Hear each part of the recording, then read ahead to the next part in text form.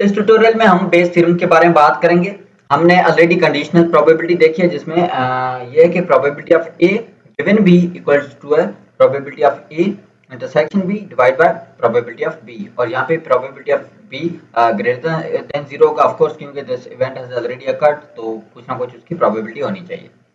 And दूसरा है कि probability of A and B, ये भी हमने पढ़ा था, और उसमें क्या था कि probability of A and multiply by probability of B given that A already has occurred. ठीक है, और इसमें हम क्या करते हैं कि यहाँ पे क्या probability of A and B है ना, उसकी जगह हम ये रिप्लेस करते हैं, क्योंकि ये इसकी वैल्यू यहाँ पे रिप्लेस करते हैं, तो हमारे पास फॉर्मूला बन जाता है, और वो हो जाता है probability of A given B equals to probability of B given A multiply by probability of A divide by probability of B.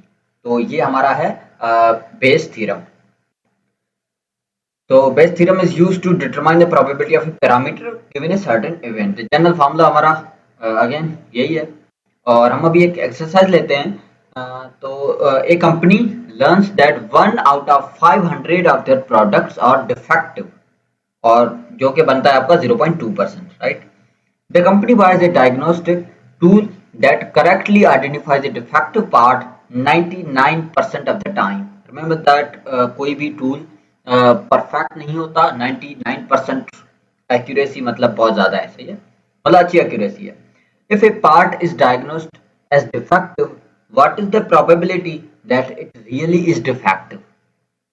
सही है। अभी देखें, ये टूल हमारा जो अगर कुछ ना कुछ आइडेंटिफाई करके बताएगा कि डिफेक्टिव है या नहीं है, तो अगर वो डिफेक्टिव बताता है, सही है, तो उसमें क्या प्रोबेबिलिटी है कि वो एक्चुअली है ही डिफेक्टिव, क्योंकि इसमें 1% एरर का चांस है, और आपके पास जो 500 प्रोडक्ट्स हैं उसमें सिर्फ एक मतलब 0.2% डिफेक्टिव है।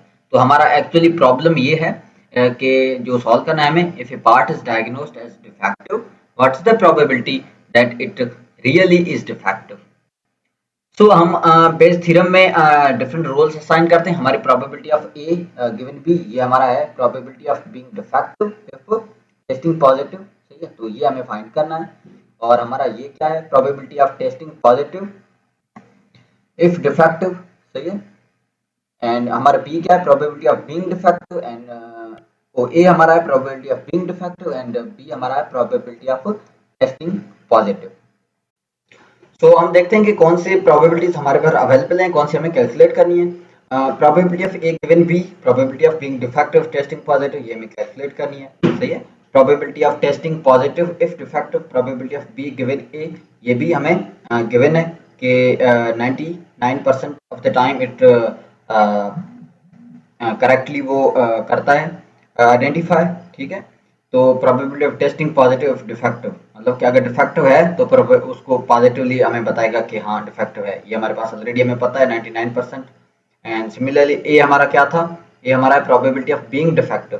प्रोबेबिलिटी ऑफ बीइंग डिफेक्टिव कितने, 1 आउट ऑफ 100 और 1 आउट ऑफ 500, जो कि 0.2% या 0.002 ये है। And probability of B, B हमारा क्या है, प्रोबेबिलिटी ऑफ टेस्टिंग पॉजिटिव, और पॉजिटिव टेस्ट करने की प्रोबेबिलिटी क्या है, और ये हमें कैलकुलेट करनी पड़ेगी।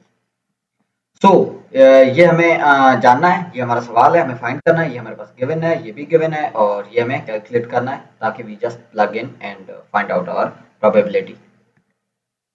प्रोबेबिलिटी बी क्या है, probability of testing positive. Testing positive में, और इसमें मैं ट्रू पॉजिटिव और फॉल्स पॉजिटिव यूज कर रहा हूँ, इसलिए मैं आपको पहले ये समझा दूंगा ये है क्या है। तो आपका ट्रू पॉजिटिव क्या है, product is defective and gets classified as defective, मतलब ये कि आपकी प्रोडक्ट एक्चुअली डिफेक्टिव है, और आपने टूल में चेक किया, टूल ने भी डिफेक्टिव ही बताया, तो वो आपका ट्रू पॉजिटिव है। दूसरी टर्म जो हम यूज करे होंगे फॉल्स पॉजिटिव। फॉल्स पॉजिटिव ये है कि प्रोडक्ट इज नॉट डिफेक्टिव, मतलब प्रोडक्ट एक्चुअली डिफेक्टिव नहीं है, लेकिन मैं टूल में चेक किया तो टूल ने बताया कि यार ये डिफेक्टिव है, तो वो हमारा हो गया फॉल्स पॉजिटिव, राइट। तो ये दो टर्म्स आपको पता होनी चाहिए, क्योंकि हम यूज करे होंगे इसमें। तो हमारे पास प्रोबेबिलिटी ऑफ टेस्टिंग पॉजिटिव ये equals to probability of true positive plus probability of false positive, और प्रोबेबिलिटी ऑफ ट्रू पॉजिटिव क्या है, probability of B given A multiply by probability of A. और रिमेंबर प्रोबेबिलिटी ऑफ ए क्या था, मैं अगर पीछे जाऊं तो प्रोबेबिलिटी ऑफ ए क्या है, प्रोबेबिलिटी ऑफ बीइंग डिफेक्टिव, सही है। And probability of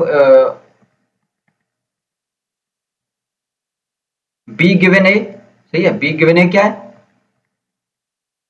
probability of testing positive. तो probability of testing positive if defective, ये मल्टीप्लाई बाय आप करेंगे प्रोबेबिलिटी ऑफ बीइंग डिफेक्टिव, तो आपका आ जाएगा ट्रू पॉजिटिव्स, ठीक है। And this is what we read in our true positive का, कि probability product is defective and gets classified as defective, right.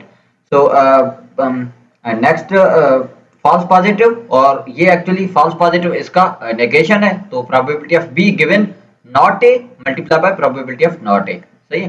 तो हम पहले ये कैलकुलेट करते हैं, तो ये क्या हो जाएगा, probability of B given not A equal to आपका क्या हो जाएगा, probability 1 minus probability of B given A, सही है। रिमेंबर हमारे क्या था कि आप इस तरह भी कैलकुलेट कर सकते हैं, 1 से आपकी नेगेशन आप माइनस करें तो आपकी इसकी वैल्यू आ जाएगी। तो हमारे पास 1 और ये हमारे पास गिवन है कितना है 99% जो कि 0.99 है, तो 1 माइनस 0.99 करेंगे तो 0.01 आ गया। And probability of minus A मतलब नॉट ए इक्वल टू क्या होगा, 1 minus probability of A, probability of A हमारे पास गिवन है 0.02, और ये गिवन कहाँ है, हमने लास्ट स्लाइड में यहाँ पे ये लिखा हुआ था ऑलरेडी, ठीक है। सो माइनस तो 1 माइनस 0.002 आप करते हैं तो आपके पास आ गया 0.998। तो अब हमारे पास सारी वैल्यूज हैं, सही है, हम जस्ट प्लग इन करते हैं हमारे फॉर्मूला में। तो आपने सारी वैल्यूज जो भी गिवन है प्लग इन की, तो आपके पास probability of A given B आ गया 0.165। तो a positive test has a 16.5% chance of correctly identifying a defective part. ठीक हो गया, that's it with the basic theorem, and I hope कि आपको कुछ ना कुछ समझ आया होगा, and see you in next tutorial.